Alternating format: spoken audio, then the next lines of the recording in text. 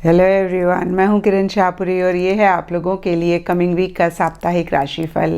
ये 21 नवंबर से लेकर 28 नवंबर तक की आपकी टैरो रीडिंग्स हैं, टैरो प्रेडिक्शंस हैं। और सबसे पहले, अगर अभी तक आपने इस चैनल को नहीं सब्सक्राइब किया तो प्लीज़ लाइक, शेयर और सब्सक्राइब करें। इसके साथ साथ अगर आप डेली टैरो रीडिंग में इंटरेस्टेड हैं तो आप मेरा इंस्टा पेज भी विज़िट कर सकते हैं, जिसका लिंक आपको नीचे डिस्क्रिप्शन बॉक्स में मिल जाएगा। और दूसरी बात, इस रीडिंग को आप किसी भी साइन के हिसाब से देख सकते हैं। Sun sign, moon sign, ascendant या फिर नाम के हिसाब से भी राशियां होती हैं, उसके अकॉर्डिंग भी आप इस रीडिंग को देख सकते हैं। और अगर आप मुझसे पूछेंगे तो मैं आपको यही कहूँगी कि जिस साइन को आप अभी तक फॉलो करते आ रहे हैं या फिर जिस साइन के हिसाब से आप अभी तक अपनी रीडिंग्स को देखते आ रहे हैं, सुनते आ रहे हैं, आप उसी साइन को फॉलो करें। तो चलिए जी, शुरू करते हैं कमिंग वीक का साप्ताहिक राशिफल। तो चलिए लियोज़, आप लोगों के लिए देखें कि कमिंग वीक क्या लेकर आ रहा है, क्या एनर्जीज हैं। तो आप लोगों के लिए प्रोफेशनल फ्रंट के लिए कार्ड्स हैं 5 of cups reverse and heartache and loss. और देखिए, ये कार्ड्स कहते हैं कि इन जनरल या फिर स्पेसिफिकली आपके प्रोफेशनल फ्रंट में कुछ इश्यूज, कुछ मसले इस वीक रह सकते हैं। और देखिए, जनरल रीडिंग है तो सबके लिए डिफरेंट इश्यूज, डिफरेंट मसले हो सकते हैं।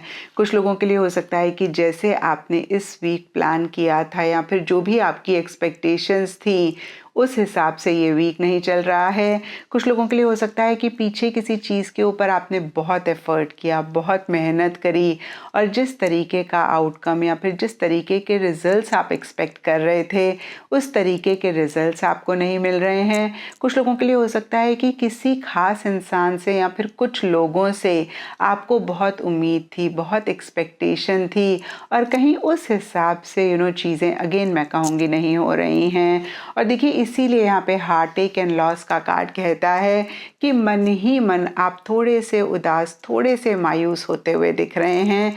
लेकिन सरफेस लेवल पे देखिए, आप एक बहुत ही पॉजिटिव फ्रेम ऑफ माइंड रखते हुए ही हर चीज़ को डील कर रहे हैं। तो देखिए, सरफेस लेवल पे अगेन मैं कहूँगी कि एक पॉजिटिविटी आप मेंटेन कर पा रहे हैं या फिर जो भी चीज़ें अच्छी हैं आप उनके ऊपर ही फोकस करके आगे बढ़ रहे हैं। लेकिन मन ही मन की एनर्जीज़ में भी अगर आप शिफ्ट ला पाएँ तो देखिए, आप चीज़ों को काफ़ी हद तक बेहतर कर पाएंगे। मैंने हमेशा कहा है लियोज़ कि हम सब लोग एनर्जी बीइंग्स हैं और जिस चीज़ पे हम फोकस करते हैं कहीं वैसा ही हम महसूस करते हैं और वैसा ही हम अपनी लाइफ में यूनिवर्स की तरफ से अट्रैक्ट भी करते हैं। यानी कि जब हम उन चीज़ों पे फोकस करते हैं जो हमारी लाइफ में ठीक नहीं चल रही हैं, जो हमारे हिसाब से नहीं चल रही हैं, तब हम एक परेशानी वाली फीलिंग लेकर आते हैं और यही परेशानी हम यूनिवर्स से अट्रैक्ट करते हैं। या मैं कह सकती हूँ कि जब हम परेशान होते हैं तो परेशानी ही हमारी लाइफ में बढ़ती है और जब हम उन चीज़ों पे फोकस करते हैं जो हमारी लाइफ में अच्छी हैं, ठीक हैं, तो हम अच्छा महसूस करते हैं और फिर अच्छी चीज़ें यूनिवर्स से भी अट्रैक्ट करते हैं।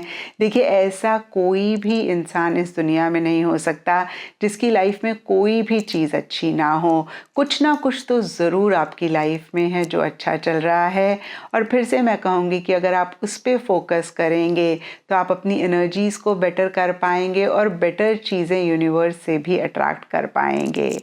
एंड पर्सनल फ्रंट के लिए आप लोगों के लिए कार्ड्स हैं 4 ऑफ सोर्ड्स एंड विजडम।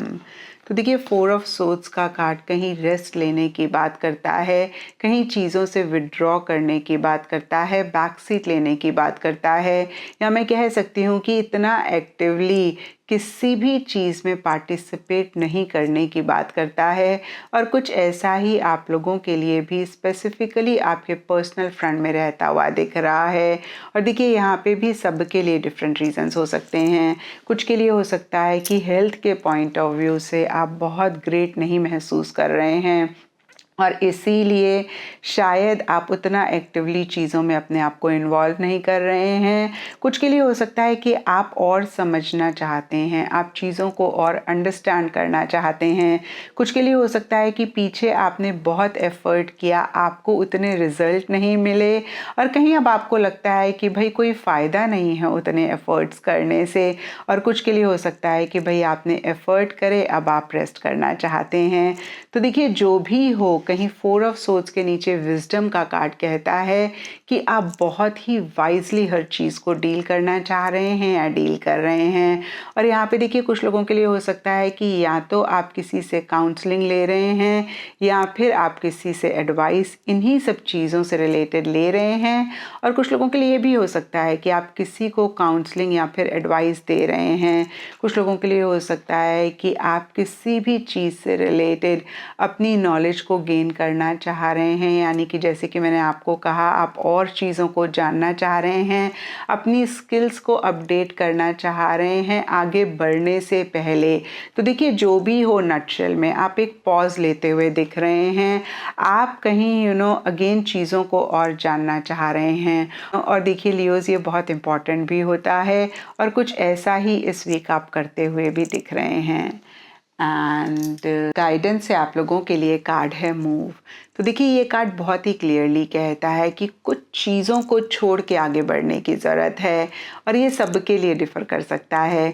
कुछ लोगों के लिए फ़िज़िकल लेवल पे हो सकता है, कोई जगह, कोई इंसान या फिर कोई सिचुएशन जिसको आप छोड़ के आगे बढ़ें। सिंपली कुछ लोगों के लिए ट्रैवल भी हो सकती है या फिर मेंटली इमोशनली एक शिफ्ट, एक मूवमेंट लाने की ज़रूरत है। किसी थॉट को, किसी इमोशन को छोड़ के आगे बढ़ने की ज़रूरत है। और देखिए, ये मूवमेंट, ये shift again physical, mental, emotional जिस भी लेवल पे ज़रूरी है, उस लेवल पे अगर आप ला पाएंगे तो इस वीक की एनर्जीज़ को भी आप बेटर कर पाएंगे। एंड एस्ट्रोलॉजी से आप लोगों के लिए जुपिटर प्लैनेट का कार्ड है और इसके हिसाब से येलो कलर इस वीक आप लोगों के लिए लकी रह सकता है एंड सिग्निफिकेंट डे आप लोगों के लिए होगा थर्सडे। तो ये था लियोज़ आप लोगों के लिए कमिंग वीक का साप्ताहिक राशिफल। और नीचे मुझे कमेंट सेक्शन पे ज़रूर बताएं कि ये कितना आपके साथ रेजोनेट किया, कितना आप कनेक्ट कर पाए।